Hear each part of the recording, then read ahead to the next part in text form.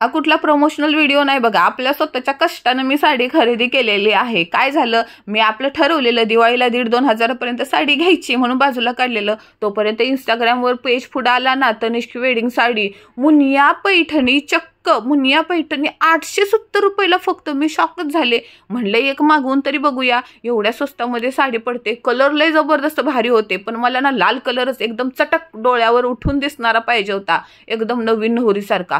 जो माझा नवरा कारभारी मला पहिल्यांदा ओरडत होते, कशाला मागवतेस, फसवलं बिसवलं तर। फक्त 3च दिवसात ती साडी आली माझ्या फुड्यामध्ये, आणि पदर आणि पदराला गोंडे, ते बोलतात ना, जर तारीचा मोर नाचरा हवा, मला मोराची ना अशी नाही एक पण साडी नव्हती मोरावर पदरावर मोर असणारी, त्यामुळे मला जास्तच आवडली साडी। 870 रुपयामध्ये काय भेटते हो, आपण एकदा पदराला गोंडे मोराचा पदर आणि अख्ख्या साडीवर असे ताऱ्यासारखे टिमटिम करणारे ना बुट्टे बुट्टे, आणि जो नेसूचा पदर आहे ना तो बघा, हा लाईनीवाला नेसूचा पदर।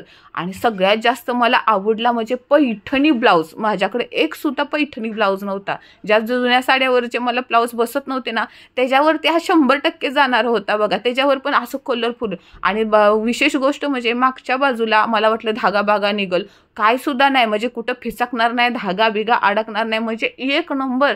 870 रुपयामध्ये तुम्हाला मुनिया पैठणी भेटते म्हणजे काय हो, ही नवीन नवरीला जर नेसवली की नाही शालू म्हणून साडी, तरी पण ती उठून दिसणार।